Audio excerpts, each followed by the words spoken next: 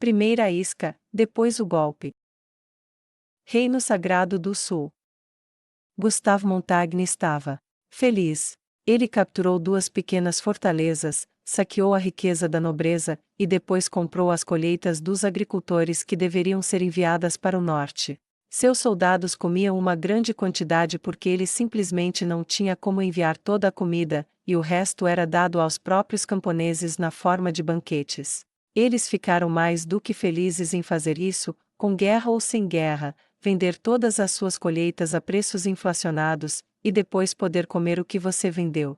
É uma grande vitória. Ainda assim, nem tudo foi sol e arco-íris, ambas as fortalezas caíram para uma força várias vezes maior que o seu tamanho, apenas alguns dias depois de serem tomadas, custando-lhe dezenas de homens de cada vez. No entanto, com sua força menor e mais leve, ele foi capaz de ficar bem na frente dos perseguidores na maior parte do tempo. Algumas emboscadas contra batedores ensinaram algumas duras lições ao comandante inimigo.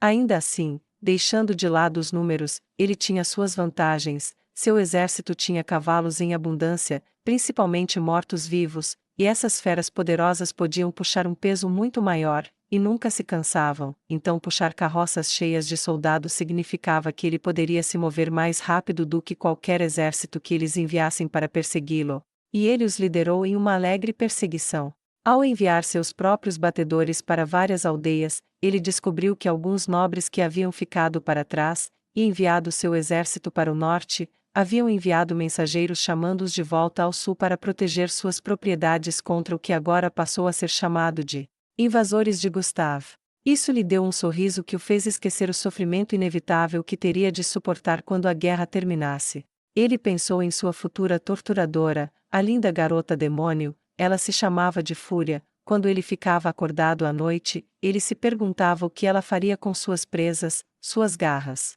Ele sentiu tanta coisa. Desejo pela dor vindo dela.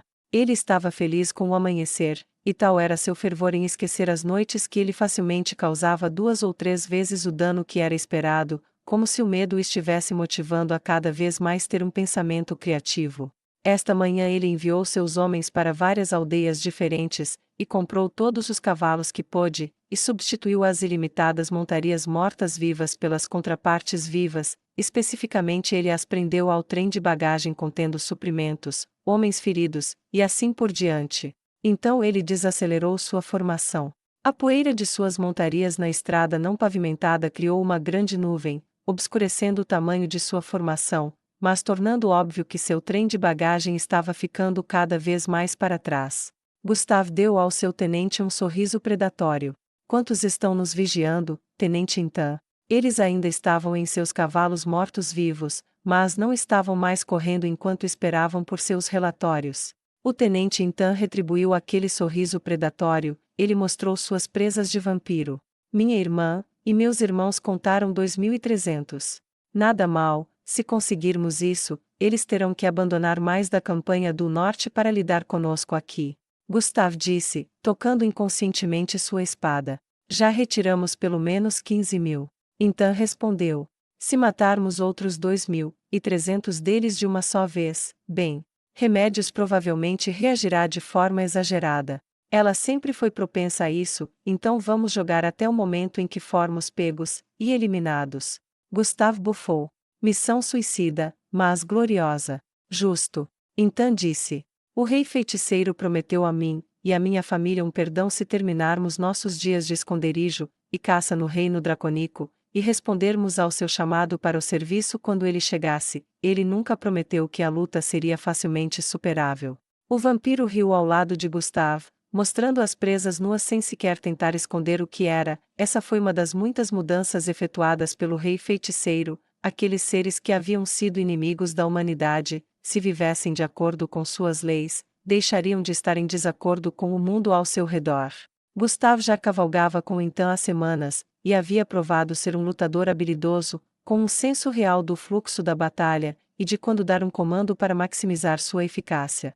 Mais do que isso, ele achava então um homem amigável ao redor da fogueira. Ele bebia de vários doadores entre os convertidos da justiça negra que davam pequenas quantidades gratuitamente, e por mais estranho que parecesse, Gustave começou a gostar muito do homem. rapidamente com uma piada, e lento para a raiva, a cabeça fria de Ethan sob pressão fazia dele um bom homem para se ter por perto.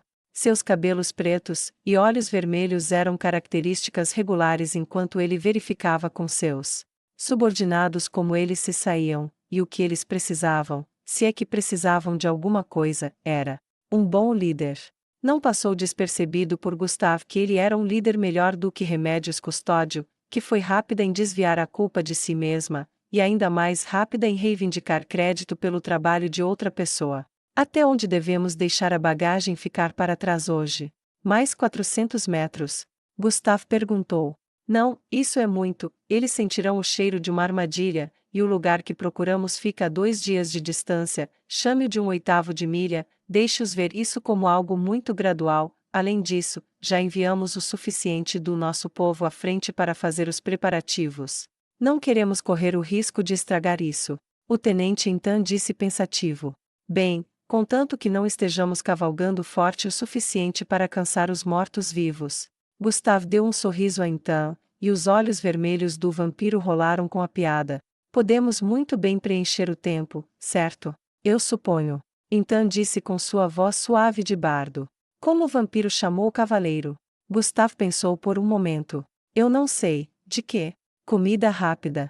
Então disse com um sorriso maroto, e uma risada que trouxe um gemido de Gustave Montaigne. O que você nunca deveria perguntar a um vampiro em um restaurante? Gustave perguntou. Eu não sei, o quê? Então respondeu, com um leve sorriso já se formando em seu rosto. Você não gostaria de algo para mordiscar?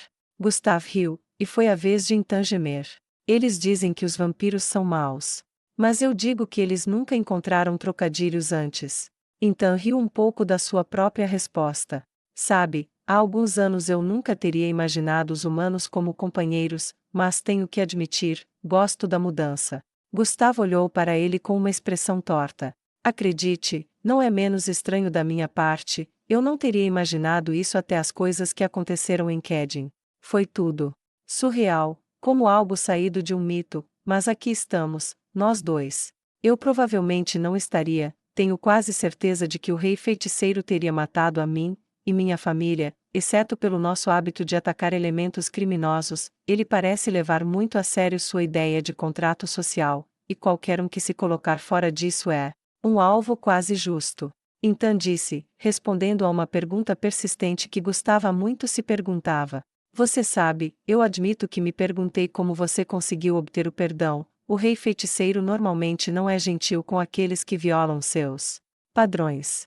Gustave disse enquanto seus cavalos trotavam pela estrada. Até onde eu sei, fomos os únicos que fizeram isso. Havia 2 outros clãs de vampiros que eu conhecia no reino dracônico e, bem, eles não estão mais por aí, caçando ovelhas. Eles levariam camponeses, crianças, idosos, qualquer um, e todos. Eu sei que alguns humanos tentaram derrubá-los, apenas para falhar. Então encolheu os ombros.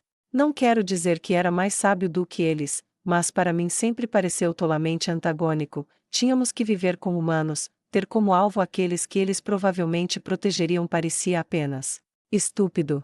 Mais cedo ou mais tarde eles contratariam pessoas competentes para caçar você. E aí? Correr? Esconder-se? Mudar-se para um novo reino, e torcer por algo melhor.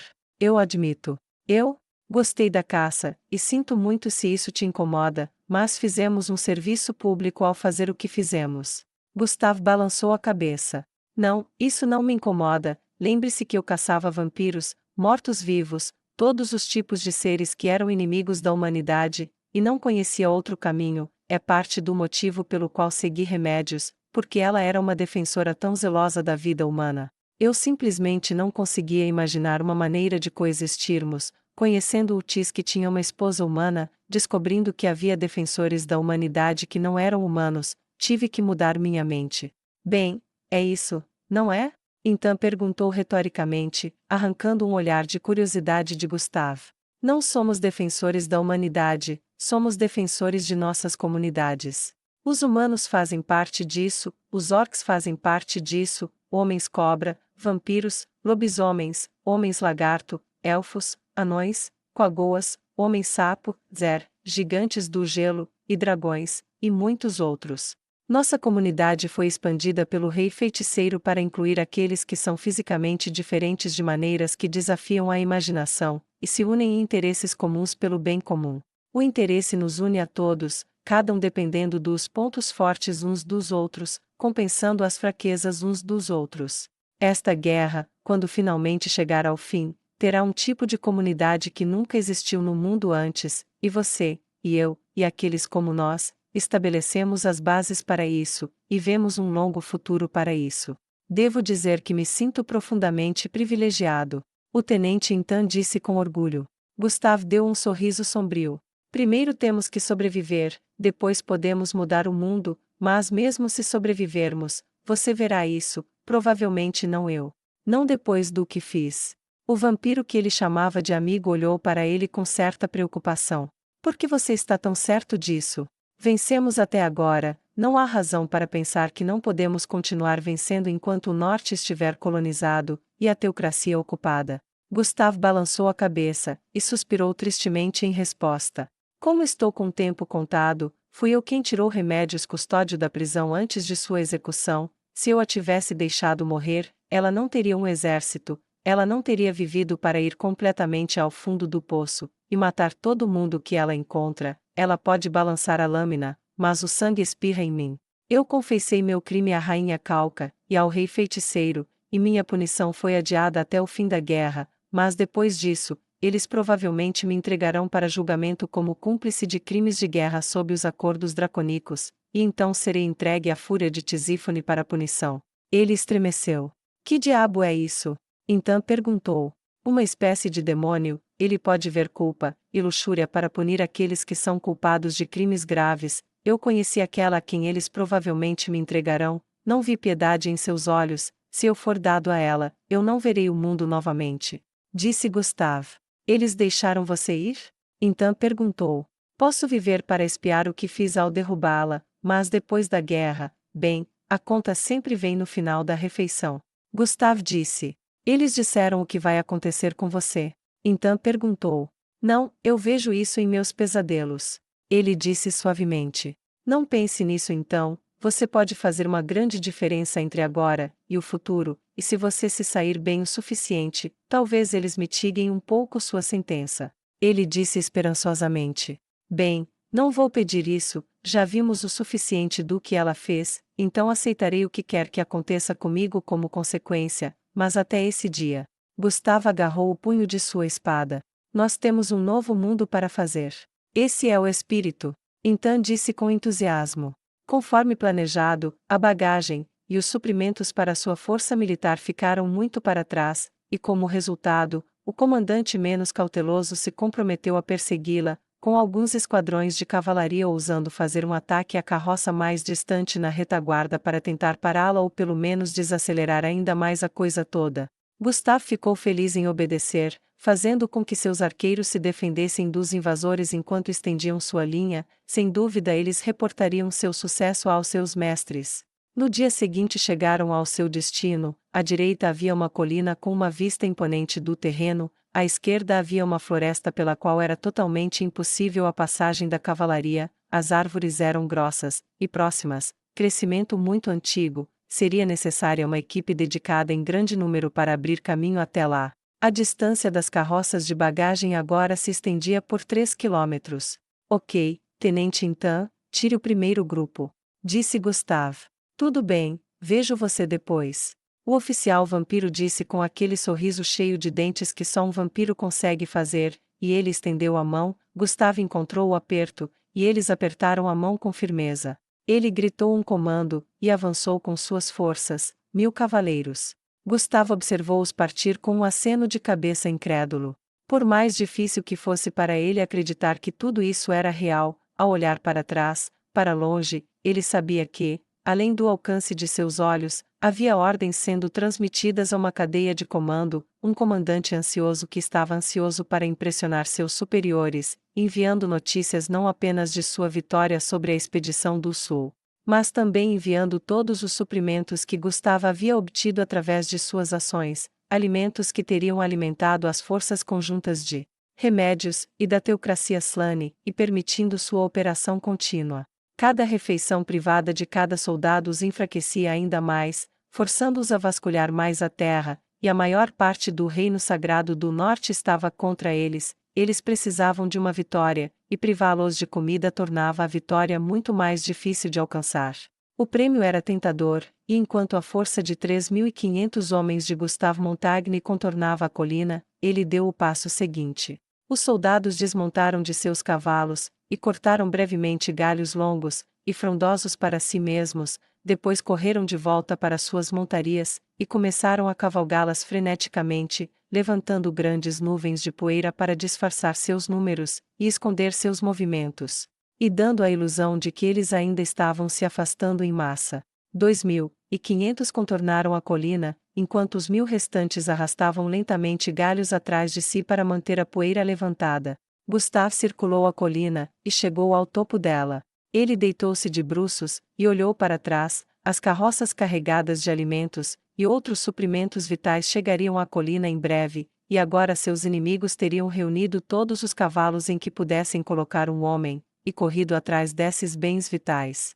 Um sorriso traçou o rosto de Gustave. A infantaria da oposição demoraria a chegar, mas a cavalaria chegaria em breve. Ele manteve os olhos abertos, e logo os viu à distância. Eles estavam com raiva, estavam ansiosos, estavam famintos por glória e vingança, e provavelmente com fome de dar uma mordida em seus suprimentos antes que pudessem ir para o norte para apoiar seus aliados. Ele se perguntou o que eles comeram no café da manhã naquela manhã. O que quer que fosse, ele pretendia garantir que fosse a última refeição. A liderança do vagão fez a sua parte, avançou 400 metros além da colina, e depois parou como se não conseguisse ir mais longe. A cavalaria adversária estava a 1 quilômetro de distância, a 800 metros de distância, a 400 metros de distância. Lá, bem no centro, entre a colina e a floresta, ele soou seu sinal, e sua cavalaria cavalgou pela retaguarda, circulando do lado oculto da colina até a parte de trás da cavalaria, em destemidas montarias mortas-vivas.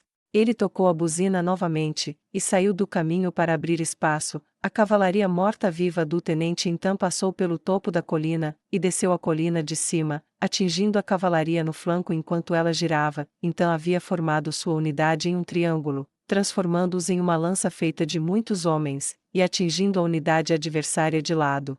Gustave tocou a buzina novamente, e aqueles que desempenhavam o papel de frente se viraram, e atacaram por onde vieram, atingindo a cavalaria adversária pelas costas. Atingidos por 3 lados, estavam condenados desde o início.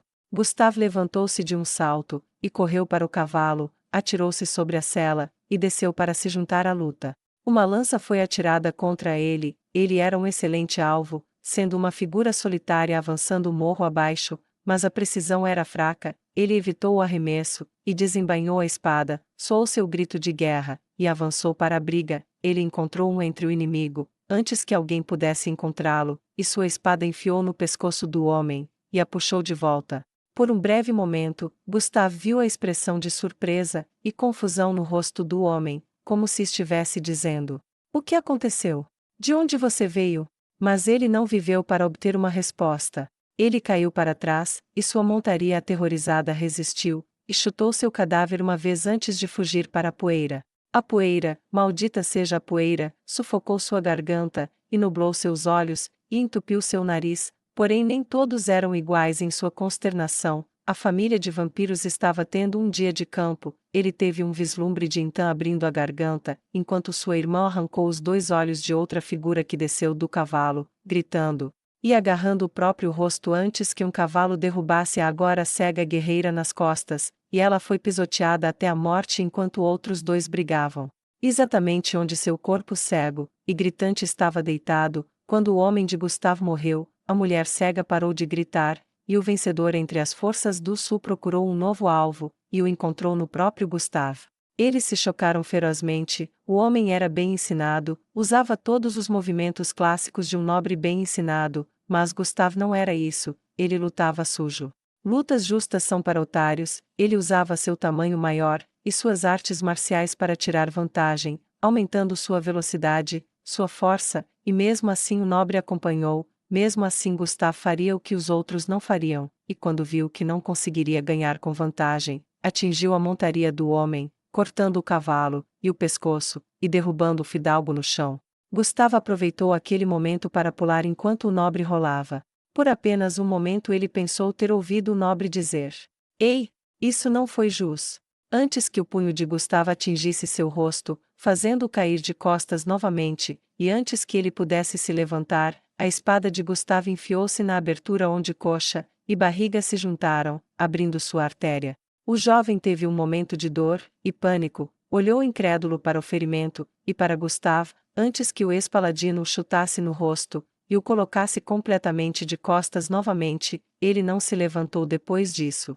Ele deu outra olhada no rosto moribundo e enfraquecido do jovem nobre enquanto ele seguia em busca de outro oponente. Não havia medo em seus olhos, mesmo quando seu corpo estava drenado de sangue e cor. Ele não sentia medo, apenas arrependimento. Não dito.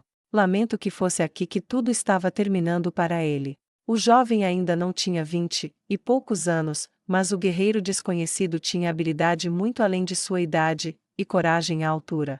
Um poço de arrependimento surgiu em Gustave, de que alguém assim se perdesse na virada do mundo, de que sua vida tivesse sido perdida nas dores do parto do mundo de amanhã. Gustave teve muitos arrependimentos em sua vida, esse era mais um deles, ele poderia conviver com isso. Mas nunca iria embora. Ele matou mais 2 antes que os sons da luta começassem a diminuir, o som do aço se chocando, e os gritos de dor, vitória e desafio foram lentamente substituídos pelo som de milhares de soldados respirando com dificuldade, e pelos gritos intermináveis dos feridos. A poeira começou a baixar com a violência, à medida que a batalha entre a terra e o ar chegava ao fim mais uma vez, e Gustave podia ver ao seu redor por mais de 30 centímetros em todas as direções. Seus soldados venceram, e à primeira vista, a vitória foi esmagadora. Ele ergueu a espada em um grito de vitória. Vitória! Vitória! Vitória! Este chamado foi repetido por seus soldados. Agora, tratem os feridos de ambos os lados.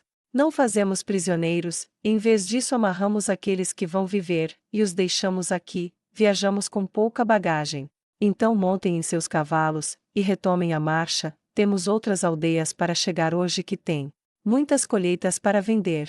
Ele riu da piada, e seus soldados ecoaram o humor. Ele estava recebendo olhares de morte de muitos dos cativos, nem todos viam o significado de terem sido autorizados a manter suas vidas. Outros, no entanto, pareciam estar muito aliviados. Gustave ignorou ambos quando o tenente então se aproximou, e bateu com a mão para segurá-la com a de Gustave, e então deu um tapinha no ombro dele com a outra mão, e com um sorriso caloroso de vampiro, e olhos dançantes vermelhos sangue ele disse: "Eu disse que te veria depois." Bem executado, deve haver vários milhares deles mortos naquela estrada agora, eles terão que ser enviados para a Teocracia Slane ou para remédios para reforços. Nós não só matamos 4 ou 5 mil, podemos ter tirado outros 10 mil ou mais da luta em parte. E isso se os nobres não retirarem imediatamente suas forças, e voltarem para proteger suas propriedades. Ele riu com vontade. Bem executado, meu amigo. O vampiro disse com grande satisfação evidente em sua voz. Obrigado, embora eu ainda me arrependa das perdas, vitórias como essas diminuirão o sofrimento que de outra forma aconteceria mais tarde. Gustave voltou um pensamento para a jovem, e promissora vida que ele havia encerrado há poucos minutos, e balançou a cabeça. Estou feliz por termos vencido, mas não posso dançar em seus túmulos, a maioria dessas pessoas não são más, não fizeram nem de perto o que eu fiz. Elas estão apenas no lado errado. O tenente então acenou com a cabeça ao ouvir o que Gustave estava dizendo. Você pode estar certo, mas eles escolheram brigar por causa disso, não nós. Você pode aliviar sua consciência sabendo que, certo ou errado, eles morrem fazendo o que pensaram está certo, e há caminhos piores do que esse. Sua voz carregou o peso de suas palavras, e ele deu um tapa no ombro de Gustave mais uma vez. Vou chegar à contagem dos perdidos, você forma o exército novamente, e vamos sair correndo daqui com essa perda de cavalaria, eles não serão capazes de nos perseguir por nada, e deveremos ser capazes de derrubar muitas propriedades nobres antes que eles consigam mais. Tudo bem, estou cuidando disso. Gustave respondeu, e eles se afastaram, ignorando os olhares taciturnos que receberam. Remédios vai te matar. Um dos derrotados disse enquanto estava amarrado. Ela vai te matar. Ele gritou novamente, praticamente espumando de raiva. Ela não vai deixar você trair os deuses e escapar impune, seu vil adorador de mortos-vivos. Ei, você está me ouvindo, traidor? Você está me ouvindo? Ele gritou, e se esforçou o suficiente para se balançar para frente e para trás. Gustave planejou ignorar o soldado amarrado, mas pensou melhor, e se virou para olhar para ele. Ele colocou os olhos de um homem cheio de raiva sangrenta, e arrependimento, precisão mortal, e disciplina inabalável no prisioneiro derrotado que ficou furioso com sua própria derrota, e voltou sua raiva para o vencedor.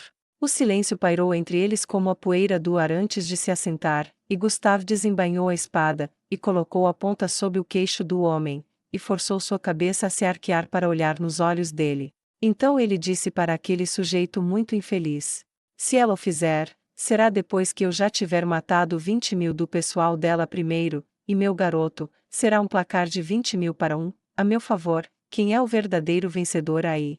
Então ele embainhou a lâmina, e voltou para o cavalo.